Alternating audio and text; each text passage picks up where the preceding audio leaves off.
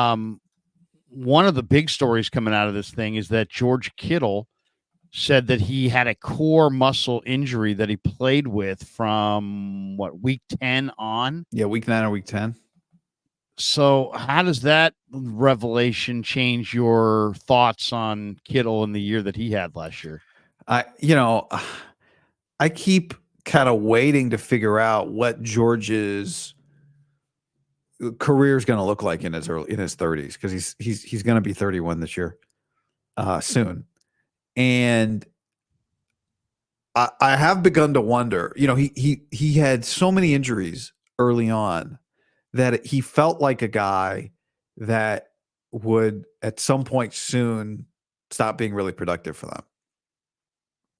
He went on to have 1,000-yard year last year and was an all-pro. So, he had a good year. I think he may age pretty well, actually. I know a lot of us have been waiting for him to not age well, but I'm wondering if he's going to age well. If he's going to age kind of like Anquan Bolden. Anquan aged well. And the beauty of George is he doesn't seem to be losing any strength. He doesn't seem to be losing any ability to block. Even if he loses a step, he's still always going to be a mismatch when it comes to the receiving game. And he doesn't seem to be losing any desire to play the type of dirty football that he plays. Dirty meaning, just a lot is required of him physically. So he gets hurt and he plays through it. He gets hurt and he plays through it. He gets hurt and plays through it. He is going to get hurt. Something is going to happen. He's going to get banged up this year. Maybe it's him, but probably it's just he does so many different things and so much is asked of. He asks so much of his body and puts his body through so much and plays through so much. So, every year I've watched George and thought maybe this is the year he quote unquote loses a step. And I'm beginning to think I might have been wrong about that. I mean, everyone eventually does, but maybe he plays a type of football. And just because he's so physically unique, because he can block and he's a difficult matchup in the receiving game, that even if he loses half a step, whatever that means, he's going to age pretty well. Maybe we've got a few more years of George Kittle than I thought. Hindi says Juwan Jennings tight end too. I think that's pretty clear from watching the Niners is that tight end 2 is wide open. Cam Latu's back for year 2. He's a third round pick. A lot of people think that Brayden Willis is going to be the guy who's going to bust out. Saubert, the veteran, has kind of looked like a little bit more than I thought he would look like out here. He's got a little bit of everything. He can catch. He can block. He's got a little bit of upper body strength. He's huge. The guy, though, it's funny. I'm a Mason Pline guy, right? Yeah. And it dawned on me who he reminds me of watching him run routes and play yesterday. And he was getting lots of runs. So, he obviously they're force feeding him a lot because he's out there. You're seeing him quite a bit. He wears 89. He reminds me of a 6'6", 6'7" version of Brent Jones. Reminds me a lot of Brent Jones. He's got the same kind of running, same kind of gait. He's really, really smart. Understands how to sit in the soft spot in the zone. Kind of sneaky, strong, sneaky, athletic. You don't look at him and go, "Oh, this guy's running by me," and then you look up and he ran by you. But he reminds me of the way he runs and just kind of how he looks out there. He reminds me of Brent Jones. He reminds me of a 6'7" Brent Jones. Wow. That's high praise. It is because Brent Jones was a natural receiver. Yeah. And he was a really smart player. But this guy has some natural receiving ability too. And he's a really smart kid. I will keep that comparison in mind the next time I watch him.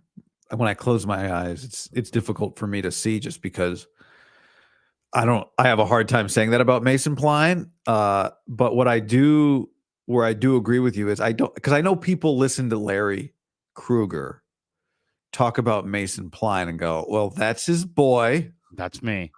Larry was on Mason Pline before anybody. and now he's going to pump his guy up because he wants to look good. Here's what I'll say. The stuff that you're saying about how he looks, how he moves, how he catches, how natural it is for him, I'm on board with. I think it was one of the big headlines I thought last week was how natural he looked, and that he looked like he's been lifting weights for football longer than he actually has been. So I'm open-minded to your grand plans for Mason Pline. Okay, so part of the reason he reminds me of Brent Jones is that they're both kind of knock-kneed. So, like, if you watch them, their knees kind of bang almost. They look kind of like their knees, like almost like their knees go in and their legs go out. They're both guys are a little knock-kneed, which is not the most athletic look. But then, do they play? How do they play? It's one thing that if you're a little knock-kneed, but how do you run? How do you get in and out of routes? But this kid reminds me a lot of Jones in that you can tell he's athletic, you can tell he's tough, you can tell he's smart, and you can tell he's a try-hard blocker who's better naturally as a receiver than as he is as a blocker. Like Brent Jones was a receiver who blocked. You know what I mean? He wasn't like, just this monster all around dominating inline blocker who caught a few balls. He was a receiver who became a good enough blocker. And that's what I see with Pline. He's a receiver, a little knock-kneed, but really good hand-eye coordination. High points the ball, catches in a crowd, takes some hits, tougher than your typical basketball player, but he's a receiver first and a blocker second. And it's pretty clear. Which does not help Mason Pline become tight end too. If Eric Saubert's a better blocker than him. Right. No, it's true. It's true. Or if Brayden Willis, a lot of people think Brayden Willis is going to really come on in year 2. Why? Why do people think that? Well, I mean, he got a chance, he played in the, I mean, he was almost one of the last men standing last year. They liked him a lot they gave him that gold helmet designation. So they like his work habits. They like his work ethic. He didn't do anything in the regular season at all, at least not in games. Maybe in practice, but in games, he was a total non-factor.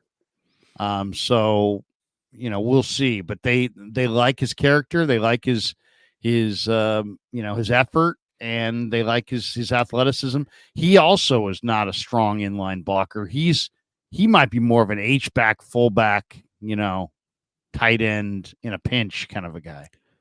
Well, they did some of that stuff they've done some of that stuff with him, right? Move him around kind of out of the backfield, that sort of thing.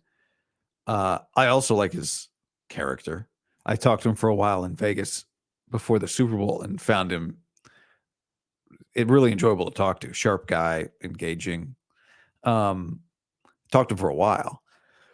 But, from a physicality standpoint, is he going to be what they need as really a solid blocker at tight end too? I haven't seen that yet. Yeah, no, I mean, is there a Charlie Warner in this bunch? I don't know. Meaning what? Meaning a real dependable second blocker that you could really trust. I think they would probably say that's what Eric Saubert's here to do, right? And, Saubert does have, a little bit of upper body strength that more than you would think. So maybe he is in that role. Maybe he can man that role. Saubert looks like the dude at the gym who gets your attention. With the tatted, full tats. And and it's like like a sleeveless hoodie. Right. Right. That's Saubert. You just go, oh my God. Like that's when you see Saubert, Pline looks like a pro. When you see Saubert, you're like, that guy's been in the pros, right? You just see a guy who's had 5 years to build his body up or whatever it is. Right. No, he's definitely in the upper body.